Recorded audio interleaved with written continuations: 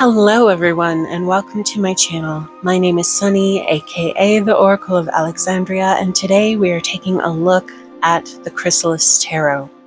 So this is a deck, it's an old deck, I think it was published in either 2016 or 2014, but I recently picked it up after seeing a reader use it on Twitter, and I really liked the art and some of the reinterpretations of the cards. So this deck is written by Tony Brooks and Holly Sierra, and Holly may actually be the illustrator. I'm not entirely sure. I think the book was written by two people, and in fact the illustrator may have shared her thoughts in the book. But yeah, it's a deck by Tony Brooks and Holly Sierra, published by US Game Systems.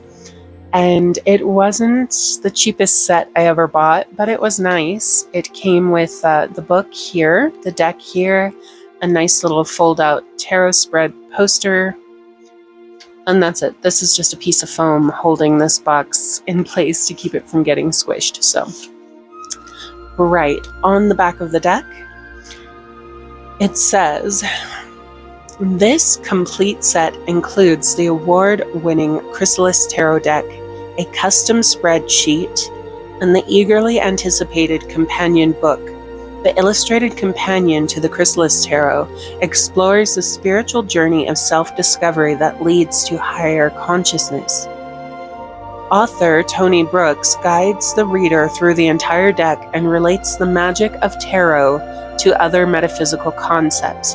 The 216-page book is illustrated with black and white sketches by Holly Sierra, who shares her own insights as well as her inspirations for the magnificent Chrysalis Tarot artwork. The set includes the 78-card deck, a 216-page companion book, and the spreadsheet poster that I mentioned earlier." So, we'll go ahead and start with my review of the book. Okay, and the set is very nice. It will fit nicely onto a shelf if you wanted to store it that way. The box is nicely illustrated, and it really does. It's a nice little set, very nicely presented. Okay, so the guidebook. If you happen to see my review for the Tarot of Dragons, then you already have an idea of what I'm going to say. I did like this guidebook. I don't hate it, but the reasons why are a fine line. So, this deck and the book are not like any other tarot deck I've ever owned before. The deck was essentially designed to aid in spiritual growth and personal enlightenment and advancement. So the intended use of it is for a rather narrow focus, although I still think the deck itself is solid enough that you could use it for any sort of reading that you wanted to. And it would bring a very unique energy to those readings, which is why I decided to pick it up. The book itself doesn't have a lot of information about reading tarot. There's no introduction to how to read the cards. There's only one spread in the entire book. The bulk of the book is the theory behind the construction of the deck. And there are 5 major, I guess you would call them major arcana theories. I don't know. Let's see if they give a name for it. But there are it goes through 5 major theories that the deck is built around, or concepts, I guess you could call them, that the deck is built around. Spiritual concepts and ideas, philosophies. And then it goes into the card meanings, and I use that very lightly. Then you have your one spread for the whole deck, and then acknowledgments and information about the authors. So I'm going to go ahead and see if they call the first 5 parts of this book anything specific so that I can use the correct terminology. So I'm going to go ahead and spare you from having to sit through that. Okay, so the first part of this book, which has 5 chapters, which are a few pages each, are essentially an examination of the Chrysalis tarot and other forms of magic. It contains a lot of spiritual ideas and spiritual theory derived from sources around the world. There is Hindu influence there, there's ancient Greek influence there, there is Druid or Celtic influence there, and there's also some Christian mysticism, Islamic mysticism, Jewish mysticism. Those sorts of things are all incorporated in here. And overall, I do really like the way that it's done. I like the information that it has to present, and I like the way that it presents it, which is the only reason why I don't absolutely hate the book. But this book is not good for new tarot readers. It's next to worthless. So, the 5 parts here in the beginning mostly elucidate on some of the major arcana, the figures in the major arcana. The deck is essentially built around a hero's journey concept, and you are guided on your journey as the hero through the Chrysalis Tarot by Merlin and other figures who appear within to help you grow, to help illuminate aspects of your life. It really is a neat idea, and I can see why it won so many awards and was so well received when it was released, which, just to confirm, that was back in 2016. Okay, at least for this version with the book. There may have been an earlier version that came out sooner, but this one was released in 2016.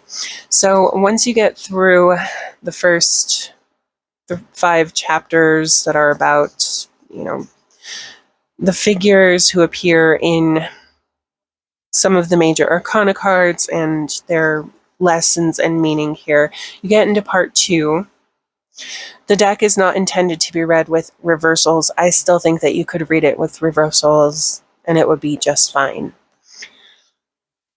What I don't like about this deck is that here you have everything it has to say about the Merlin card. You have the artist talking about her inspiration for the card and the symbolism that she included in it, where that inspiration came from. And then you have some information here about various ideas surrounding the card, but it never, ever explicitly says, this is what the Merlin cards mean if you draw it for a reading. It doesn't have any keywords. It never tries to apply the meaning of the card into any sort of context other than its own. And to make matters worse, if you didn't read all of this other stuff here, a lot of what you encounter in the card meaning section aren't going to make sense, because the book is structured and written in such a way that each later section builds on from an earlier section. So each earlier section builds on top of itself with the next following section, the following section. So you literally have to read the whole book to fully understand what exactly they're talking about here. So, and I don't totally hate it. It's not as bad as the Tarot of Dragons or the Tarot of Mermaids in that regard. But the way it's done is just not helpful for new tarot readers. And if you aren't fully sold on investing yourself in the spiritual growth concepts, etc., that they are trying to push with the deck, then, I don't know how many people are going to sit down and read through all of this. I mean, it's not that long. It didn't take me very long to read through it, and I'm a slow reader. I just read through it in my free time, and I got through it fairly quickly. But it really isn't, this is one of the few cards here, okay? We have Merlin here. He is the Fool, or rather, he is the figure who helps us, the fool or the hero, on our journey. Okay? And it doesn't tell you what this really means. When you meet Merlin in a reading, take note of his cat and the snake on his staff. What does that tell you? The snake pays tribute to the Egyptian snake goddess Wadjet. She's there to invoke divine feminine protection on your journey. Okay, that's nice. One of Wadjet's earliest symbols from 5,000 years ago depicted a cobra coiled around a papyrus stalk, the inspiration for Merlin's healing staff. The staff morphed into the rod of Asclepius, a recognizable symbol used in healthcare today. Okay, so what are we supposed to make of this if we get it in a reading? That tells you more about the symbolism and its history than it tells you about what it actually means. It just says his staff means protection, and that's nice, but that's actually, I don't know if that's fully the opposite of the fool. I guess I wouldn't say it's totally the opposite of the fool, but the fool doesn't need protection because the fool has faith that everything is going to be okay. But since we're talking about the hero's journey here, then you absolutely do need protection, okay? But then you have, for example, if Morgan turns up as your card of the day, or if she appears frequently in readings, consider asking the gentlefolk, which are the fairy, to enlighten your life with their wisdom and guidance using the fairy wing spread. That's it. Doesn't really tell you, what it means. There's no quick way to derive meaning from this. You have to read this whole wall of text. And if you are lucky, you'll be able to pick out bits and pieces of information here that you can apply to a meaning for the card. But, this book is totally useless. If you read the whole thing cover to cover, it's actually not that bad. You can actually get some very interesting insights out of it. And I think if you work with the deck the way it is intended to be worked with, it could be a very powerful tool for personal growth and transformation. But, it really severely limits the usefulness of the deck. And that's a shame because it's so unique. It really does so many interesting and unique things. It changed the 4 suits. So let's cut to, let's see, the section on the minor arcanas here. So instead of cups, wands, swords, etc., we have stones, which represent the material world and the element of earth. So that is pentacles. We have mirrors, which represent feelings and emotions and are the element of water, which are the suit of cups. We have spirals, which represent energy and spirit or fire. And then we have scrolls, which represent the intellect and intuition or the element of air. So these are wands and swords here.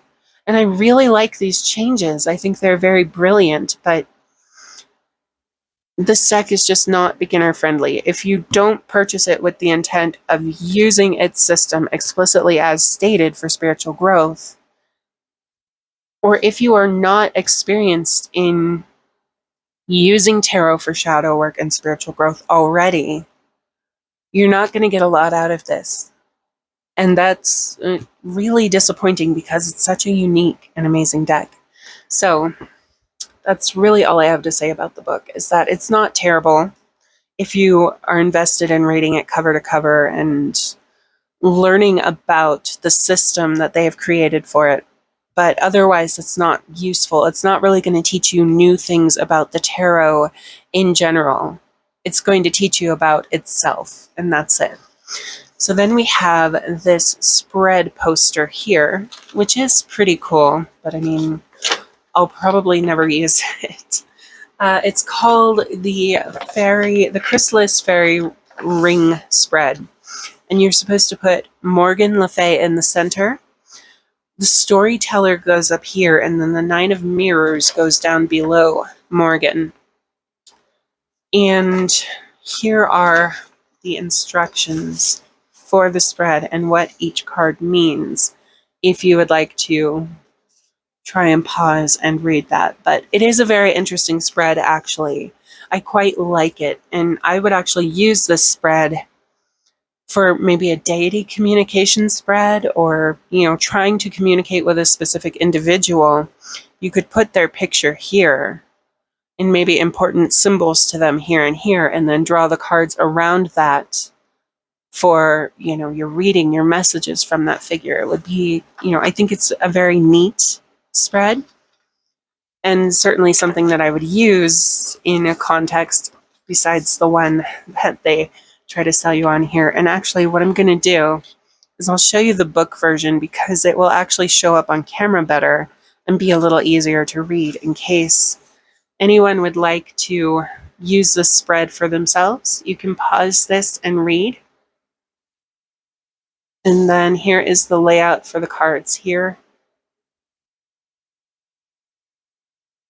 And this is, again, specific to the to the Chrysalis Tarot. So yeah, I enjoyed reading this book because I'm a very spiritual person and I enjoy reading about these sorts of things. But again, because of the narrow focus of the book and the intention of it, it's not for everyone. It's not really intended for a wide audience, and that is a shame because of just how amazing the deck itself really is. So let's go ahead and get into the Chrysalis Tarot proper. I've actually been waiting until I film this video to use this deck. Okay, so it does come with a little white book, and wait, there we go. Okay, we've got all of the cards out here.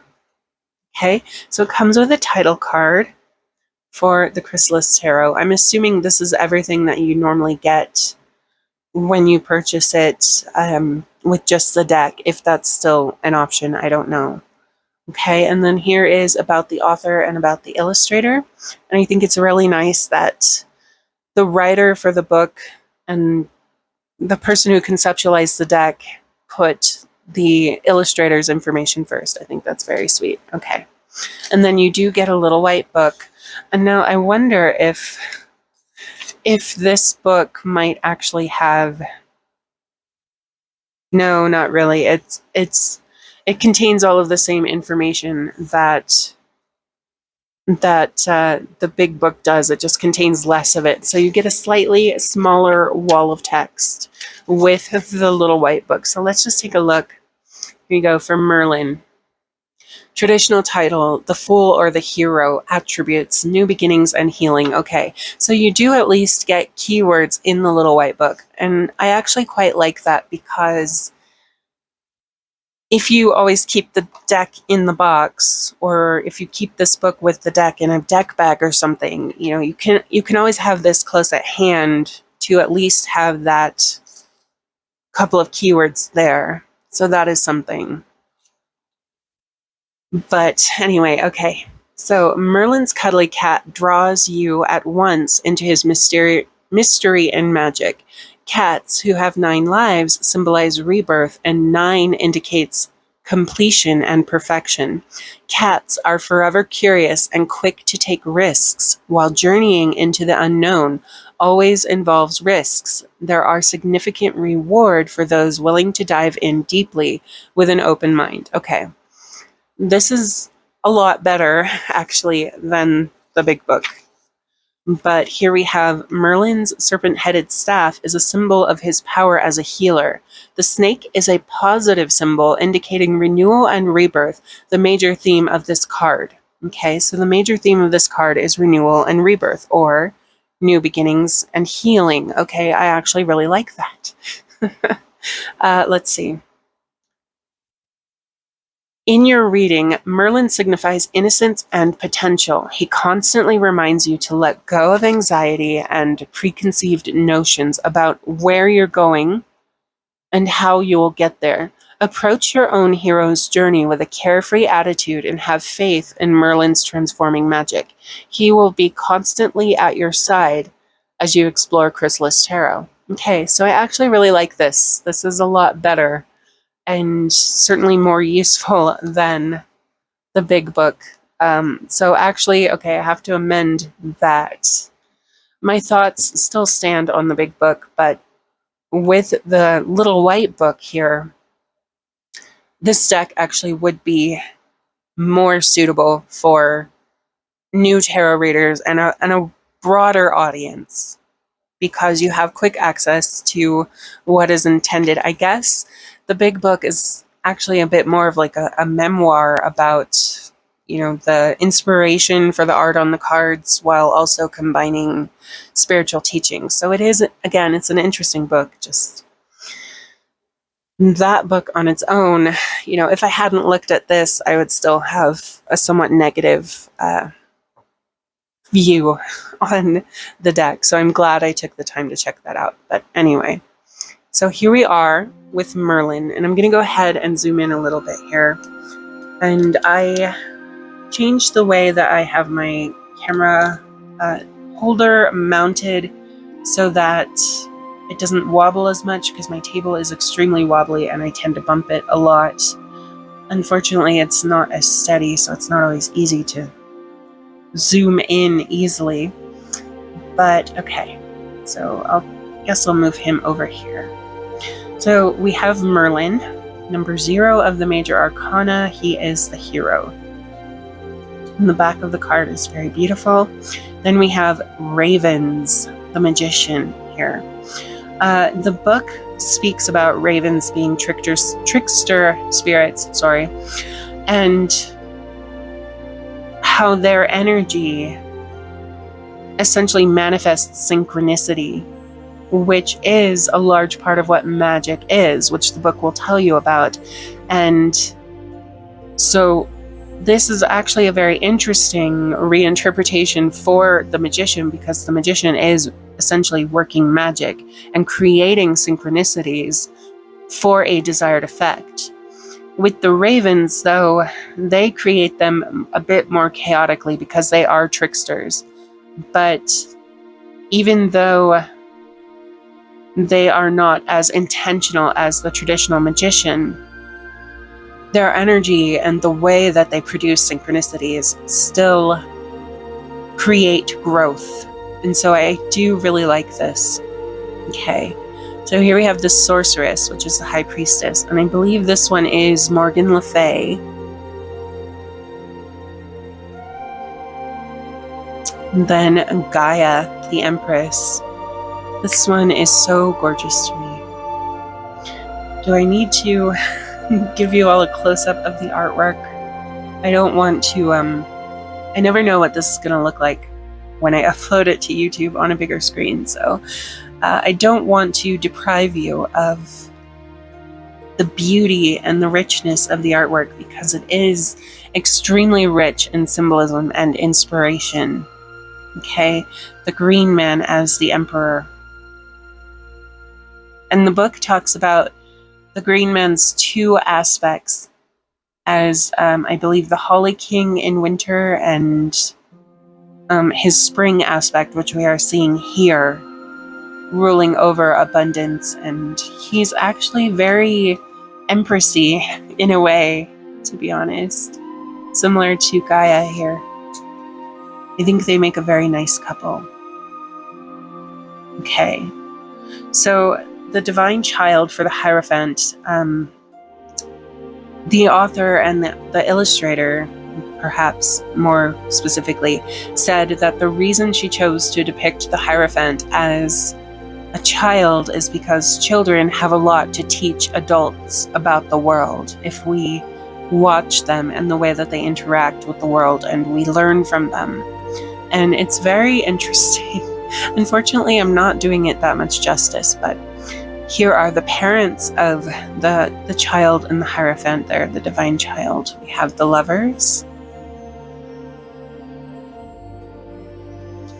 And then Herne the hunter as the chariot. And this is a totally new figure I didn't know anything about, honestly.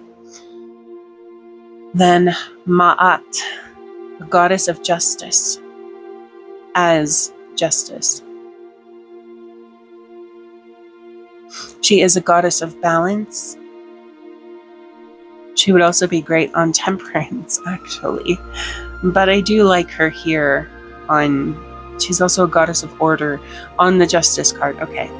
The Storyteller is the Hermit. I think that's such a brilliant name, like renaming of the Hermit here.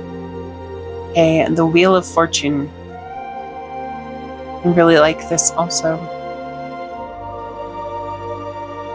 This figure down here is actually a figure recovered from an ancient Nile civilization in Egypt, and it's really gorgeous if you ever have the chance to see it or a recreation of it in person. It's simplistic. I guess, some scholarly art snobs might say primitive, but it's extremely beautiful and elegant, and it just has an energy that's very moving when you actually see a better image of it outside the card. Okay, this is Papa Legba, and he is Strength, which is 11.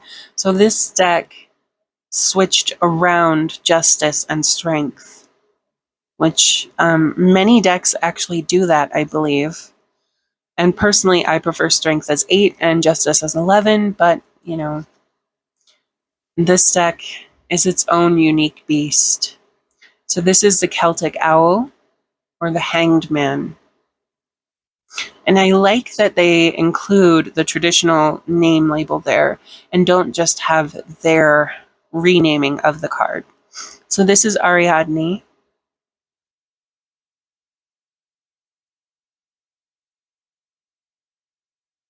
Such a gorgeous card. Very beautiful artwork. I adore the colors. Okay, we have the Golden Flower, which is Temperance. I really love goldfish. I always have growing up. And so these rainbow goldfish, I love it. Okay, Bella Rosa, the Devil. Okay, we have Kali as the Tower. This is interesting. Kali is absolutely a goddess who can use her quote-unquote destructive power for transformation and good positive change. What's interesting is that when I was new to tarot, I did a spread with the deities that I work with, asking them to give me a significator for them from my cards, and this one actually came up as the card for Isis. And it totally makes sense because Isis is also a goddess of transformation, but I think she does it less dramatically than Kali. But I do associate this energy of the Tower with goddess energy, with transformation energy. And so I really like this, that they have her here. That just, it's a bit of a synchronicity, I guess you could say, for me, in a way. Okay, then we have LP, who is the Star. And again, I just adore the artwork and the colors, and I'm so glad that my camera is picking them up well. Also, I guess we should look at the cardstock, right? So this is thicker than playing cardstock, but it's about the same. It's not glossy, but it's not exactly matte either. It may have some sort of finish on it that makes it very silky. So it's really nice. It feels very good in your hand. It slides well. I think it will probably shuffle well. It's a little stiff, but I think it's plenty flexible enough to shuffle well. And I like it. It's very durable. So that is something. And that's always a plus when you have cards that aren't glossed. They're going to stand up a little better if they're a little bit thicker. So, okay. The Moon. Very beautiful. I love all of the detailing in there. all of the texture and the designs. Very elegant. Okay, the sun. I'm going to be honest with you, I didn't actually read the whole book cover to cover. I kind of skipped a few of the major arcana here, so I don't know the full inspiration behind those cards, but I do really like the Phoenix here as Judgment, because Judgment is really a rebirth card. Similar to the Fool almost, although the Fool is more about new opportunities and beginnings rather than a full-on rebirth. Okay, and then we have Psyche as the world. Isn't that gorgeous?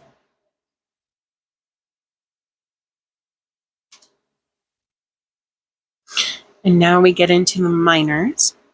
So this is the Ace of Stones. And it looks like there's sort of a face kind of just worn into the rock. It's not really carved to be anything specific. The Two of Stones or the Two of Coins, you really get that sense of balancing or juggling. You even have the water in the background, which I really like, although it's not really a stormy sea the way it usually is. I think you still have a lot of the dominant energy there. Okay, the Three of Stones or the Three of Coins. Okay, so if you're, just going by rote traditional meanings, you've got cooperation, teamwork, focus, for sure. I really like the fire there and the way the fire is done. Again, just all of the symbols and the textures and it makes it a very richly illustrated deck. Okay, the Four of Stones or the Four of Coins. This makes perfect sense. You've got your safe here, basically, and you're keeping all your money in it. I mean, that's about as four of coins as you can get. Okay, the Five of Stones. So even though it wasn't intended to be used like a normal Rider-Waite-Smith deck, so far at least you really could use it as such. Okay, the Six of Stones. Now this one's a little bit different. And for me, the Six of Coins does have a balance aspect to it, but that's not really the dominant energy or aspect of it. So I'm not really sure what they're going for here. I guess we can take a look at our little white book here and see. But that's probably the first one where I would say it really branches off from... Okay, so it starts with the Suit of Mirrors, then spirals, see, scrolls, and okay, that's the troop. Okay, I must have somehow skipped stones. Okay, here we are, the Suit of Stones. All right, so let's see what they intend for the Six of Stones, just to get an idea of what they mean. So, all right, the Six of Stones, the keyword is Caritas. 6 talismans carved from beryl gemstones swing from the tree of life. The green ones are emeralds. The gold ones are called heliodors, or gift of the sun. This card is about giving and receiving. The green and gold talismans symbolize caritas, or charity of love for others, and charity for love for self. Okay, we're going to go ahead and stop there, but I do see what they were going for now. Okay, and it does make sense. It's just not as obvious as most Rider-Waite-Smith derived decks are with that symbolism, but it is there. Okay, so the Seven of Stones. This makes me think of the myth of Pan and the birth of the reed flute. The Eight of Stones. Very interesting. So again, the imagery is kind of going its own way now, but the meanings do seem to be fairly aligned with Rider-Waite-Smith meanings. The Nine of Stones. I love her garment. I mean, it's not particularly ornate or anything. I just love it. It's really beautiful. The artist for this deck did a fantastic job. Holly Sierra did a fantastic job. Okay. The 10 of Stones, or the 10 of Coins. This is an interesting depiction for that. Not how I normally see it, but I could make this work for sure. And I'm sure if I read the book, it would make sense, like what they were going for. All right, so it goes on ahead into the suit of mirrors. The court cards are known as the troop, and they are a specific set of cards within the deck. So they are going to be all together as the last 16 cards here. So we'll go into the suit of mirrors here. And this is a really beautiful Ace of Cups. And I actually really love the reinterpretation of cups as mirrors, because our emotions really are a sort of reflection of our inner self manifesting outward. Okay, the Three of Mirrors.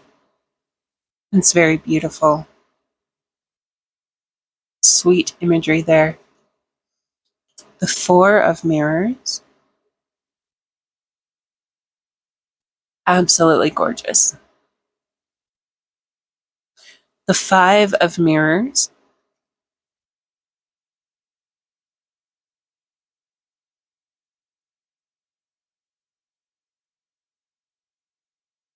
Yeah, I'm not really seeing a link to the traditional meaning of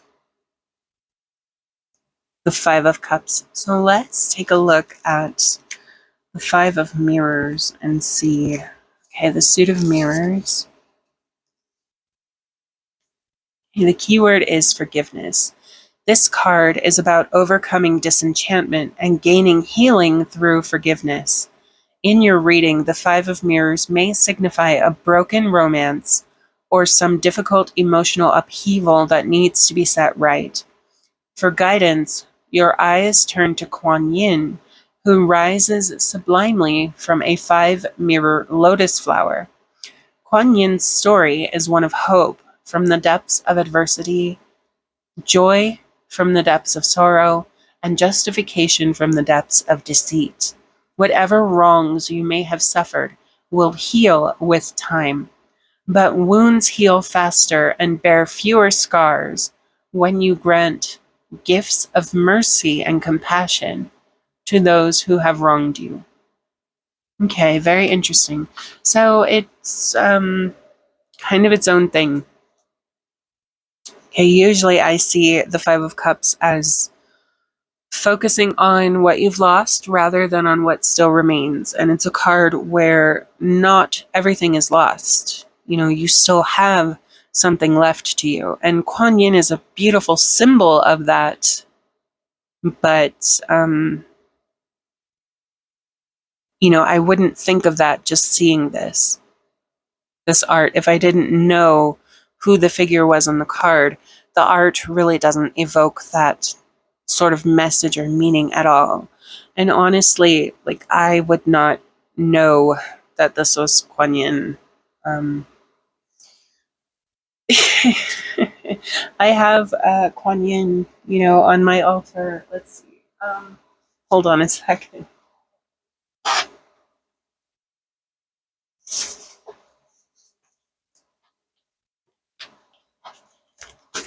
Yeah, see, this is Kuan Yin. So, I mean, again, you can see sort of what they're going for with this artwork, but it doesn't really capture Kuan Yin for me. I'm just being picky at this point. There's really no genuine grievance here, other than this figure just doesn't look Chinese at all, and Kuan Yin is a Chinese bodhisattva, so like I would not. This looks almost more Scheherazade, or, you know, something maybe Arabic. something more Middle Eastern rather than Far Eastern. I don't know. It just doesn't work for me.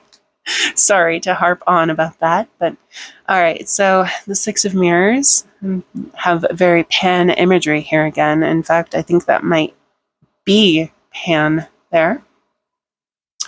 The Seven of Mirrors. That's very beautiful and also very interesting. Seven of Cups. What choices do you think she's making here? So you can see that the deck is very rich in symbolism, but the meaning of the cards is also rich unto itself, in a sense that it really is its own distinct thing a lot of the time. And that can be a pro or that can be a con. So this is the Eight of Mirrors. I wonder if this is Merlin here, and that figure on the staff there almost looks like a Gorgon head or something. It's very interesting. And this, I can actually see a traditional Eight of Cups meaning here. All right, the Nine of Mirrors. And look how gorgeous this is. Everything going on here, it's really beautiful. Okay, the Ten of Mirrors, or the Ten of Cups. I could see the Ten of Cups in this.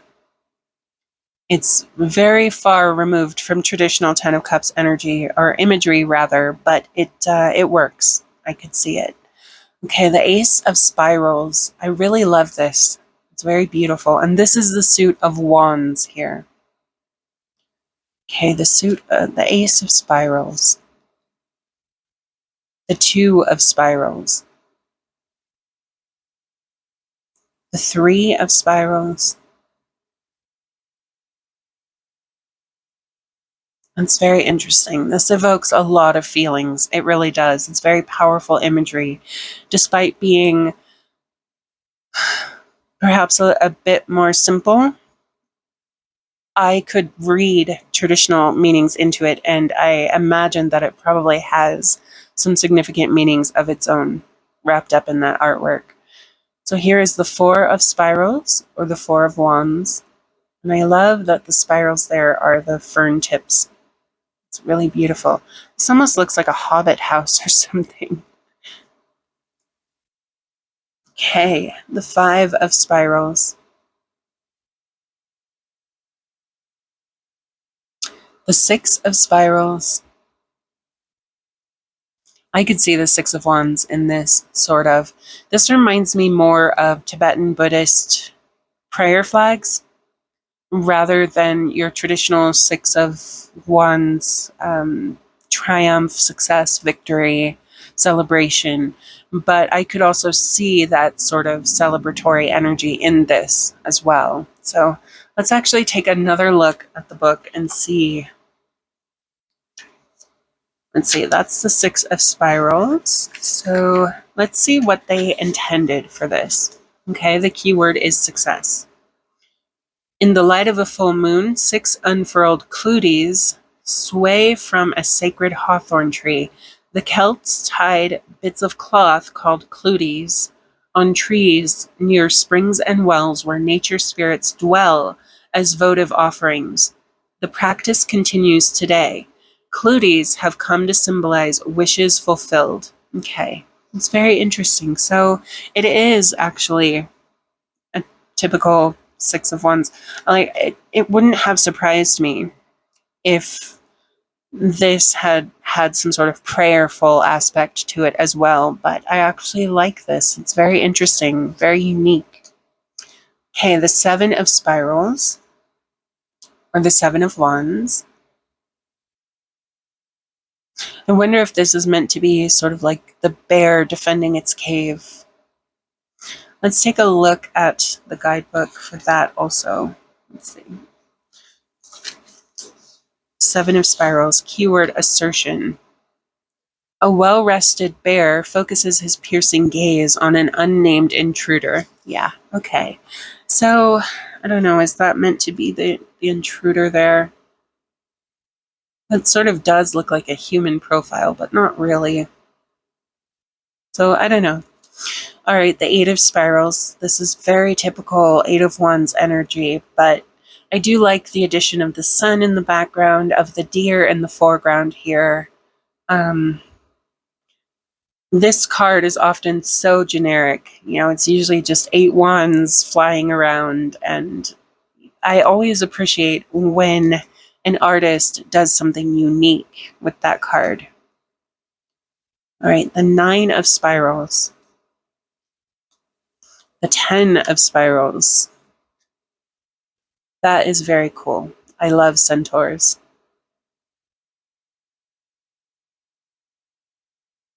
I also like the addition of the crossroads here. I feel that feels very significant to me when I look at that artwork. Okay, the Ace of Scrolls.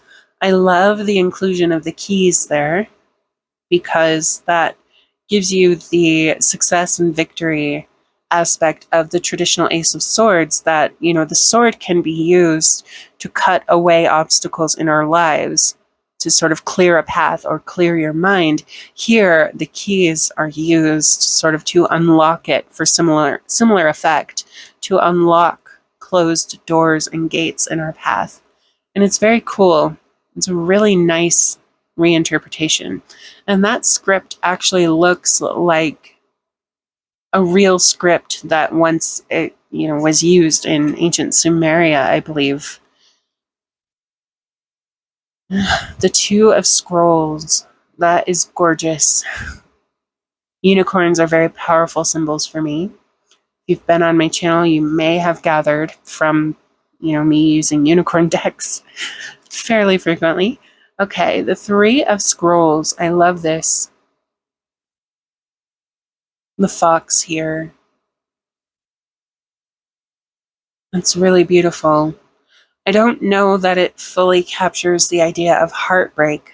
And actually, let's see what they intended with it. But it's really beautiful. It's very thought-provoking. And it does bring up a lot of intuitive hits for me. Let's see. Four of Scrolls. Okay. Three of Scrolls. Keyword is rejection. Okay. The Three of Scrolls is about the pain of letting go. Our sorrowful fox sheds purple teardrops of emancipation and freedom. Newfound freedom is often accompanied by painful feelings such as rejection, betrayal, or broken promises. Okay. We'll stop there, but yeah. So they essentially intend it as your typical Three of Swords, but the artwork is really its own thing. And I think that is so cool. This is another card where the artwork, like the Eight of Wands, it tends to be the same thing over and over and over. And so any sort of unique interpretation of that energy and a unique depiction of that, I always appreciate that, even if it, is varying in success for me. Okay, the Four of Scrolls. Very beautiful. Again, I love the use of color, the use of texture, all of the ornate symbols and such here. This is the Five of Scrolls. And this really looks hand-drawn. It doesn't look like your usual CGI type stuff, and so that's what makes it even more amazing to me, is that, this artist sat down and drew every single wrinkle on this elephant. And that is so gorgeous. Okay, this is the Six of Scrolls, or the Six of Swords. Now, I don't really see the moving towards a better place energy of this one, but I like it. I love that. I love elephants, so that is extremely moving for me. Okay, the Seven of Scrolls. We have, if not a satyr, then what were the Roman versions called? I can't remember, but a faunus, yeah. For the Seven of Scrolls, or the Seven of Swords. I don't know, that doesn't really look like typical Seven of Swords energy to me either, but it's interesting. Okay, the 8 of Scrolls. Very beautiful. The 9 of Scrolls.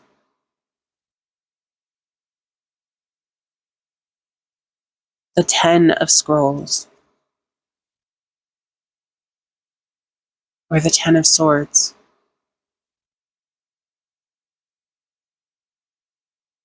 I like this because a tiger could easily do what the 10 swords usually do in the 10 of Swords. And I also like this because it's not as gruesome as the 10 of Swords, while still perfectly capturing that potential for me. Sorry. I really love that. Okay, so this brings us to the troop. And let's see, they might have, the troop. So these are the court cards of the Chrysalis Tarot. And it says, the Chrysalis Troop is a delightful ensemble of medieval merrymakers. Unlike archetypes, the troop's characters stand in for real-world people and personality types. The troop's characters stand in for real-world people and personality types from your past, present, or future. They may be family, friends, acquaintances, or even total strangers. You attract them naturally via compatible energy signatures using synchronicity. The other world places these characters in your path to be mentors, messengers, mystics, and muses. This much is true with all spiritual quests. You never walk alone. We humans are interdependent. You meet those who you are destined to meet. Our troop corresponds to traditional tarot cards, tarot court cards. There's an equal number of male and female characters in the Chrysalis Tarot troop. However, in real life, these characters may appear as men or women of any age. Okay. So, this is essentially the King of Pentacles, and he is called the Minstrel.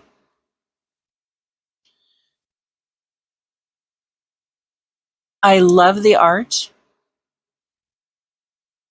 I'm not so sure this really says King of Coins to me, but I don't know. I mean, he's got his money bag there. You know, the minstrel does get paid in coins, and I could certainly make it work in my mind, but it also just doesn't speak King of Coins to me. Okay, the Artiste, the Queen of Stones, or the Queen of Coins. Now, this one I can definitely see as the Queen of Coins, or the Queen of Pentacles. The Illusionist, the Knight of Stones. This one I can also see as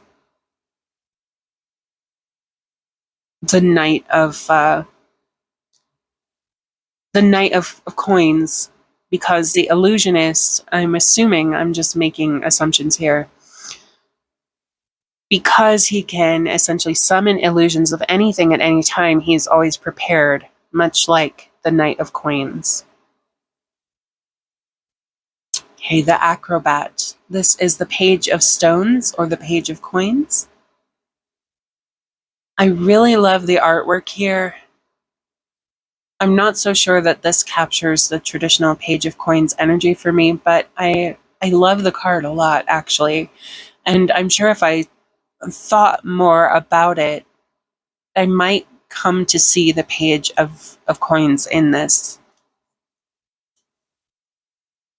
Okay, the Sojourner, the King of Mirrors, or the King of Cups. And again, I'm not really seeing the King of Cups here, but I love it. It's a beautiful card. The Watcher, or the Queen of Mirrors, the Queen of Cups. Not really seeing her, although the Watcher does convey that sort of, like she knows what's going on within herself because she observes. The Dreamer, the Knight of Mirrors, or the Knight of Cups. Now, this one definitely could be Knight of Cups energy for me. This one does have a very romantic feel to it.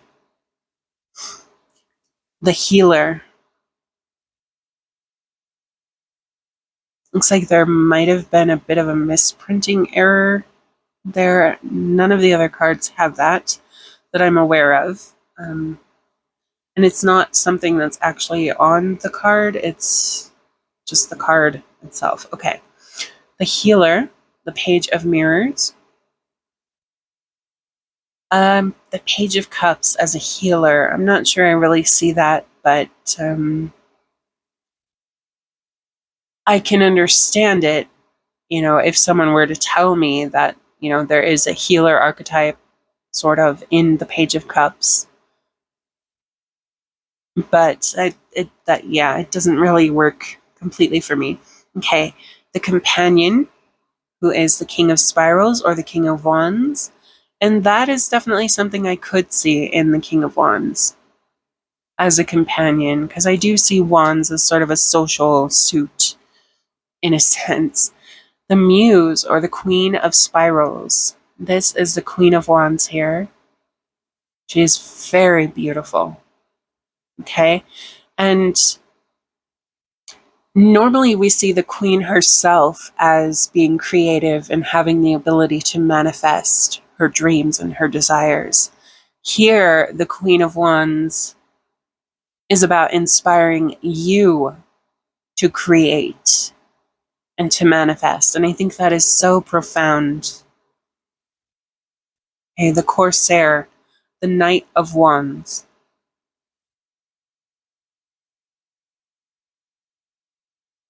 Again, I'm not really sure that works. This is the Knight of Spirals or the Knight of Wands, and I'm not really sure that works. I mean, I can see a sort of concept of it, but also not really. Maybe if I read the book, but just going off the artwork and the general concept, not really. Okay, the Page of Spirals or the Page of Wands. And this is the Mime. And I suppose I could see Page of Wands in this to a degree, but it wouldn't be my first thought either. Okay, the Poet, the King of Scrolls. Now this one here is particularly interesting to me because I never really saw the King of Swords as a poet or someone who creates. And that brings us to the Queen of Scrolls here. She's called the Weaver. And I never really saw the Queen of Swords as someone who creates either. I can sort of understand it that conceptually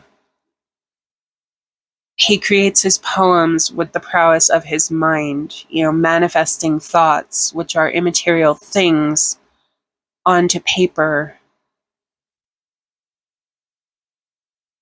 And it's the same with her, seeing the weaver conceptualize a design and then bring it to life in the material world. I can see the thought aspect of that it involves a lot of thought to what they do and mental prowess. But at the same time, there's that aspect of creating something and being an artist that I've never really associated with the King or Queen of Swords. And so I do really like this. I was actually going to make a post on Twitter about that, but I never got around to it. I've just been so busy here lately. Okay. So we have the Visionary, who is the Knight of Scrolls or the Knight of Swords. And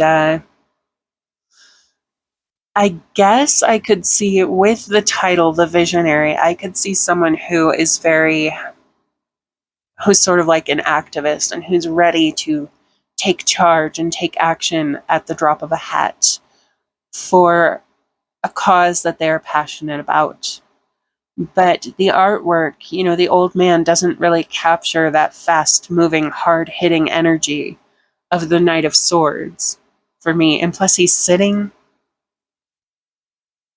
like, yeah, I don't know. But I like it regardless. I think it's a gorgeous card. I love the colors. Okay, and that brings us to the final member of the troupe here, the Page of Scrolls, or the Page of Swords. And this is the Pilgrim. And I can actually see this in the Page of Swords to a degree. But I think this would actually fit, at least for me personally, this would fit the Page of Wands more so than the Page of Swords.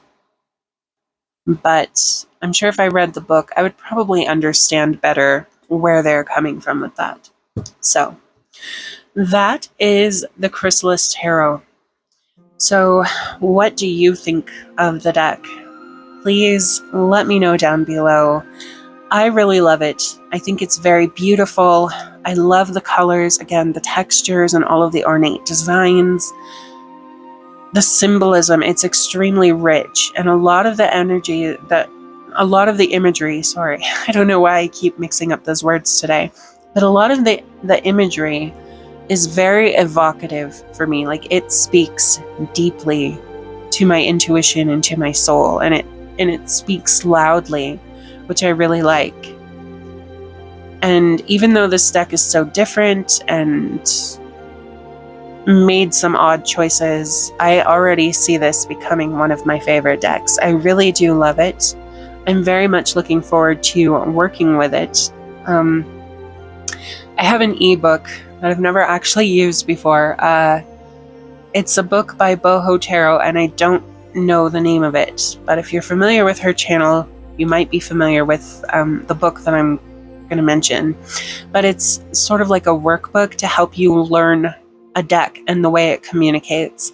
And I think this deck is actually going to give me a reason to sit down and really work through that book for a change, because I want to learn what this deck has to say. I want to understand the symbolism and the meaning behind it,